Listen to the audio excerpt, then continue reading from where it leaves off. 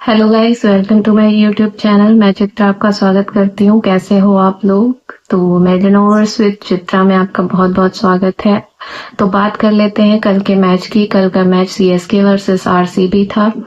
तो 17 सालों के बाद, जब से आईपीएल स्टार्ट हुआ है उसके बाद से 17 सालों के बाद चेपॉक स्टेडियम में चेन्नई के गढ़ में लगातार दूसरी बार आरसीबी ने जीत हासिल की है।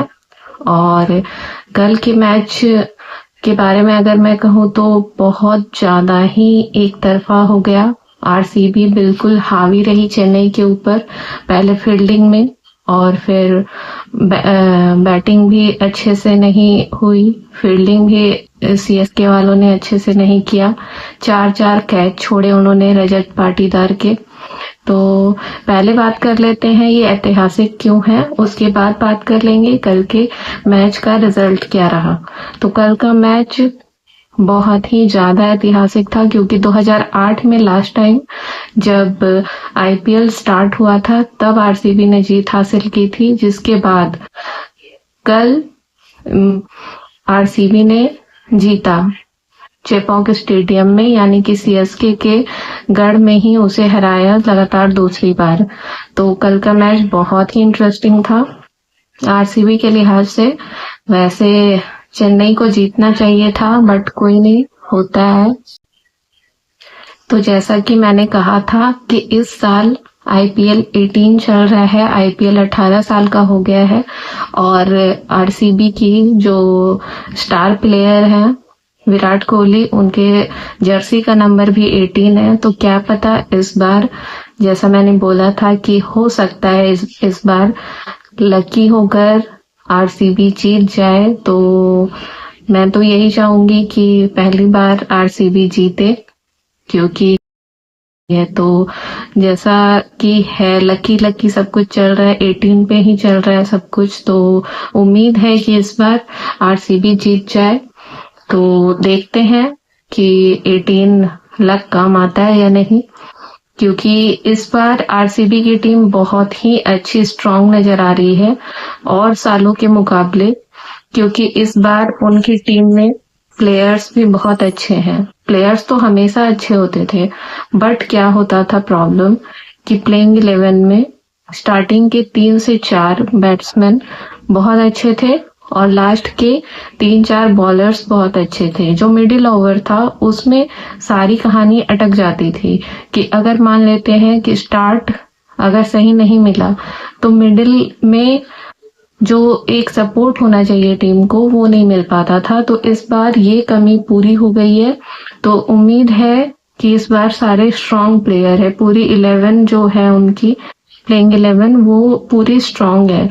तो उम्मीद है कि इस बार स्ट्रांग टीम है, जैसा उन्होंने लास्ट मैच केकेआर को भी हराया उनके ही घर में जाकर, तो और चेन्नई को भी इस बार हराया। तो उम्मीद है कि आरसीबी इस बार ईसाला कप नमदो कर ले, क्योंकि हर बार तो ईसाला कप नमदे ही होता है। बट कोई नहीं, उम्मीद करते हैं कि इस साल वो ईसाला कप नमदो हो जाए। तो इसी से समझ में आता है कि जब आरसीबी की टीम स्ट्रांग है तो उन्हें डेफिनेटली जीतना चाहिए। पर देखते हैं क्या होता है, आगे आने वाले मैचों में पता चल जाएगा। बात कर लेते हैं कल के मैच की। जैसा मैंने कल की वीडियो में बताया था आपको कि अगर चेन्नई फील्डिंग पहले करती है तो उसके जीतने के चांसेस ज्यादा है और 160 टू 180 का स्कोर बन सकता है। बट सरप्राइजिंगली मैच कैसे चेंज हो गया ये सब मैं आपको बताऊंगी कि क्या हुआ जिसके कारण स्कोर 200 के करीब पहुंच गया और चेन्नई उसे फिर बैक नहीं कर पाई, उस स्कोर को नहीं उसे चेज कर पाई और 50 रनों से हार गई। तो इसमें यही है प्रॉब्लम, क्या हुआ कि सब सही चल रहा था बट जो कैप्टन है आरसीबी के रजत पाटीदार, उनके कैचेस लगातार छूट रहे थे। लगातार अगर मैं कहूँ कि 4 से 5 कैचेस उनके छूटे, जिसके कारण वो एक अच्छा स्कोर बना लिया उन्होंने। उसके बाद लगातार चेन्नई ने कोशिश की कि मैच में वापस आए, बट कैचेस इतने छूट रहे थे कि हो ही नहीं सकता है कि एक बॉलर सिचुएशन बनाए कैच का, और अगर फील्डर साथ ना दे तो वो फिर मैच उस टीम के हाथों में रहे, वो छूट जाती है हाथों से। तो यही है प्रॉब्लम कि रजत पाटीदार अच्छा स्कोर कर रहे हैं बट उनका कैच नहीं पकड़ा गया, जिसके कारण चेन्नई बहुत ज्यादा वीक हो गई, थोड़ा सा डिमोटिवेटेड भी हुई। पर फिर दूसरे एंड से उन्होंने विकेट गिराना स्टार्ट किया, सफलता भी मिली उसमें, पर तब तक काम हो गया था। फिल सॉल्ट ने भी रन मार दिए थे, रजत पाटीदार ने भी अच्छी पार्टनरशिप की, तो जिस कारण से कल का मैच बहुत ज्यादा चेन्नई के खिलाफ चली गई, जबकि वो उनका होम ग्राउंड था। फिर भी उसके बाद भी प्रॉब्लम खत्म नहीं हुई सीएसके के लिए, और लगातार फील्डिंग में कहीं पर चौके छक्कों को रोका नहीं जा पाया, जिसके कारण एक अच्छा स्कोर खड़ा कर पाई आरसीबी। और जब तक सीएसके समझ पाती 10 ओवर्स के बाद, तो तब तक मैच जा चुका था, स्कोर अच्छा बन गया था। तो जैसे धोनी ने घास को उठाकर उसके बाद हवा का रुख चेक किया कि किधर से हवा आ रही है, हवा बह रही है किधर की, जिसके बाद उन्होंने सही से बॉलिंग ऑर्डर लगाया, एक साइड से फास्ट बॉलिंग, फिर एक साइड से स्पिन। तो उस कारण से क्या हुआ कि फिर थोड़े रन स्लो हुए, बट लास्ट में जाकर आए टिम डेविड। उन्होंने जो रन बनाए, रन तो 26 बनाए, बट वो अहम रन्स थे जिससे चेन्नई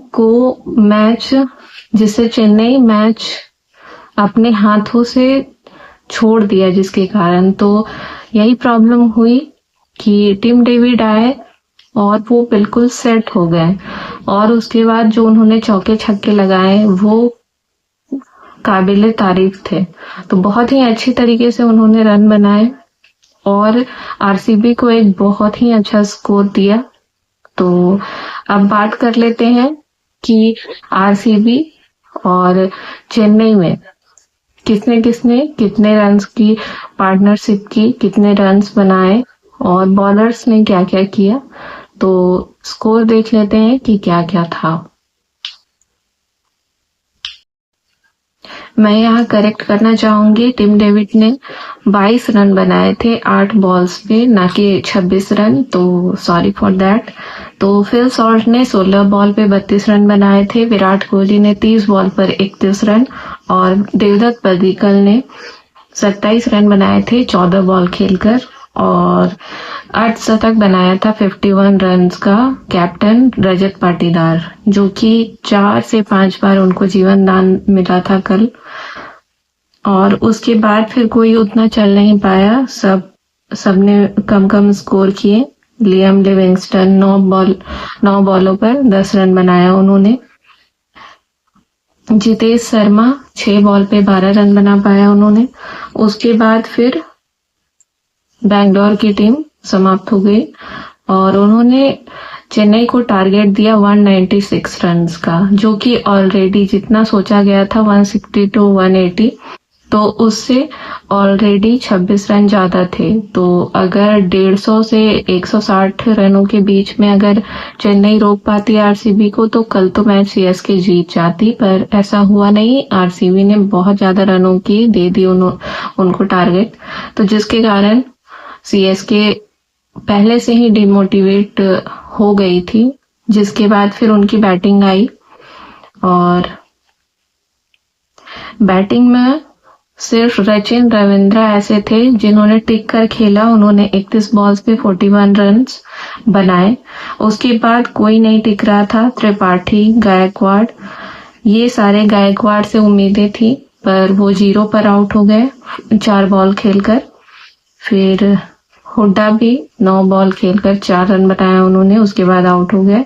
सैम करन भी आउट हो गए 8 रनों पे। दुबे, जिनसे थोड़ी उम्मीद थी, उन्होंने कोशिश भी की 2 चौके, 1 छक्का लगाया उन्होंने। तो 19 रन की साझेदारी थी उन्होंने।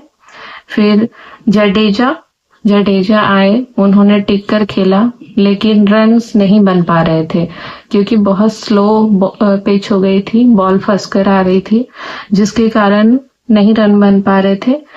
जडेजा और रविचंद्रन अश्विन, इनकी पार्टनरशिप देखने को मिली। तो उन्होंने अश्विन ने 11 रन्स बनाए 8 बॉल पे, उसके बाद वो आउट हो गए और धोनी 9वें नंबर पर आए कल खेलने के लिए, जो कि एक क्रिटिसिज्म का वजह बन रहा है, क्योंकि जब टीम आपकी बहुत ज्यादा मुसीबत में हो, रन नहीं बन रहे हैं, तो आपको ऊपर जाना चाहिए। पर सब लोग इसके लिए क्रिटिसाइज भी कर रहे हैं धोनी को। बट धोनी का ऐसा है कि वो पहले अपने टीम के प्लेयर्स पे भरोसा दिखाते हैं और उसके बाद फिर वो खुद जाते हैं, तो जिसके कारण वो बाद में आए। तो धोनी फिर आए, उन्होंने 16 बॉल पे 30 रन बनाए।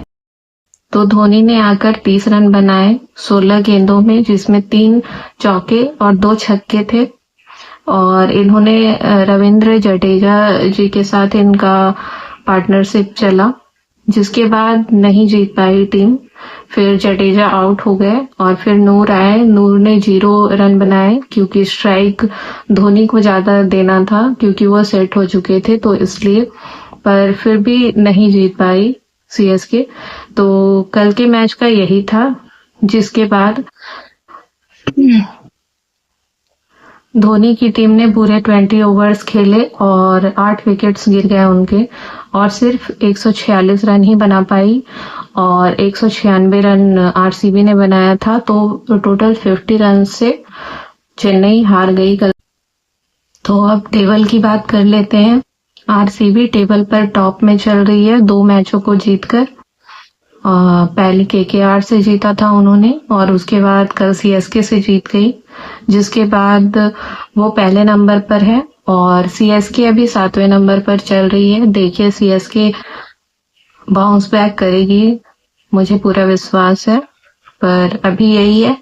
टॉप 4 की बात कर लेते हैं टेबल पे। तो पहले पे आरसीबी है, उसके बाद लखनऊ, फिर पंजाब तीसरे नंबर पर और चौथे नंबर पर दिल्ली है।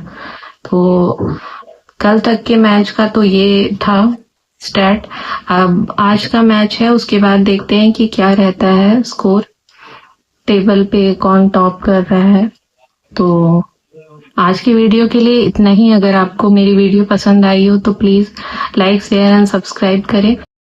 तो ये बात थी आरसीबी वर्सेस सीएसके की। आज के मैच की मैं प्रीव्यू या फिर रिव्यू कल लेकर आऊंगी। तो आज के लिए बस इतना ही। प्लीज मेरे चैनल को लाइक, शेयर एंड सब्सक्राइब करें, मेरे वीडियो को लाइक करें please. Thank you so much.